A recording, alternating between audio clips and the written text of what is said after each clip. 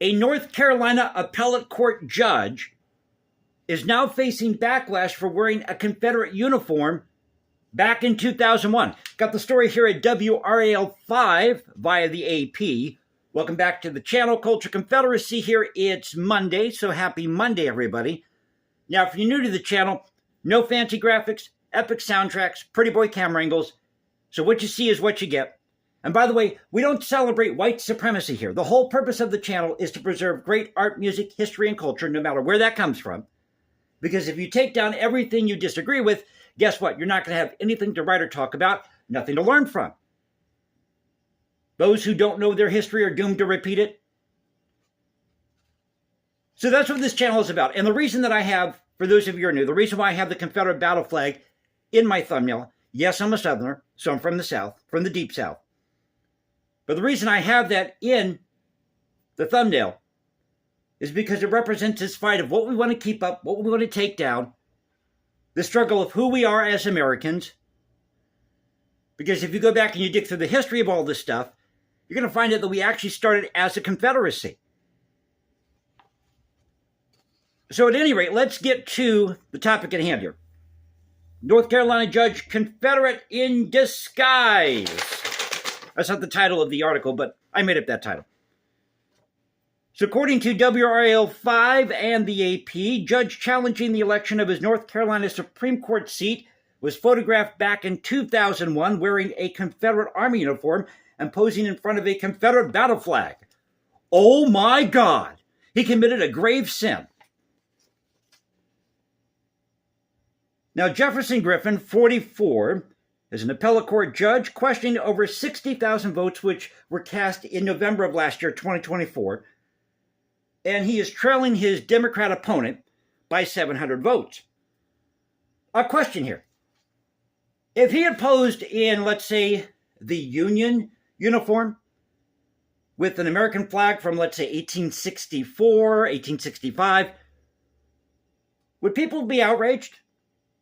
I mean, didn't we have a lot of Native American tribes that were displaced from their land around this time? In fact, the Seminoles in Florida, they fought for the Confederacy to keep their land from the federal government, from being forcibly removed by the federal government.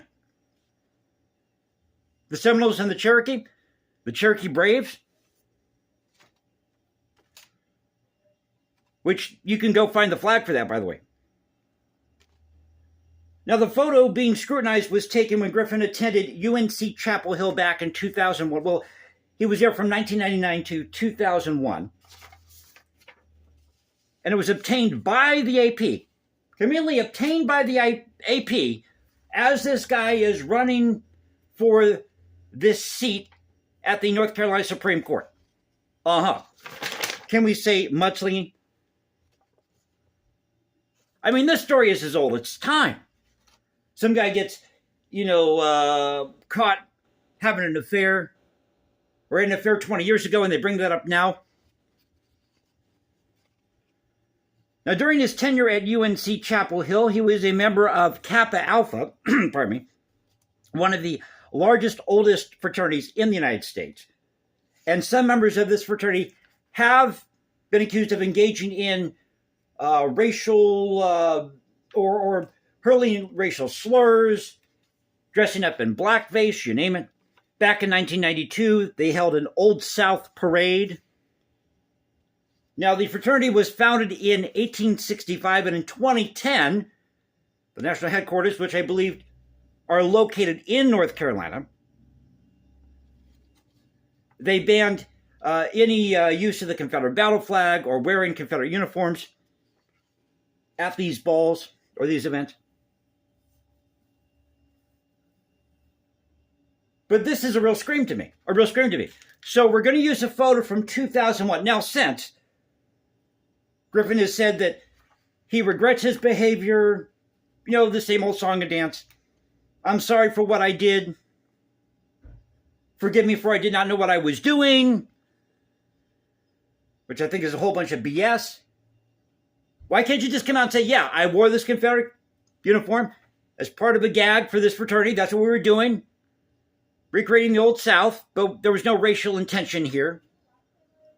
But it really gets me. It really gets me, this whole idea that somehow the South is a boogeyman. When you go back and you check and you look at how these gradual emancipation policies worked in these different states and northern states, where it wasn't the living slave who was freed, it was usually their offspring after so many years of service. So you had people who were slaves during the Civil War or had to serve out their term post-Civil War. And the 13th Amendment, which allowed for slave labor in the case of criminal punishment. So that was being taken advantage of well after the Civil War. I mean, in 1867, there were 400 active slaves living in Santa Fe. So this just really cracks me up. Because in my humble opinion, if you're going to go after the South, you're going to go after the Confederacy, then you should go after the Union. Just as you should go after the Sudan today for having slavery in the Sudan. It should be equal across the board. Equal across the board for everybody. But no, you see, the South lost, so now we got to make the South the boogeyman. But again, you go back and you check the history of this, and what the South was really trying to do was trying to get back to the Articles of Confederation. If you go back and you read through all the secession documents and read the CSA Constitution, you see they were trying to solve this constitutional argument. How much power should the federal government have? An argument they were having back in 1776.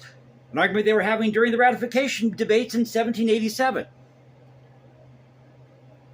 But a real scream to me that they're going to come out now with this photo of this guy wearing a Confederate battle uniform, and somehow this is a grave sin. And I can guarantee you, a lot of these people, in these positions, have a checkered past. Guaranteed. Guaranteed. Nobody's perfect, okay? Nobody's perfect. But I thought I'd share this with you. Tell me what you think in the comments section below. Quick video from Monday. Hope you enjoyed it. If you did, you know what to do. Follow me at Instagram, #JasonComposes, because I write music in my spare time. You can go to X, Culture Confederacy, at Culture Confed1 on X. Find me at Substack. This is a Culture. Did I say find me at Instagram? I think I did. So at any rate, as I said, a one-take video. I'll catch you next time. You all have a great Monday, and take care.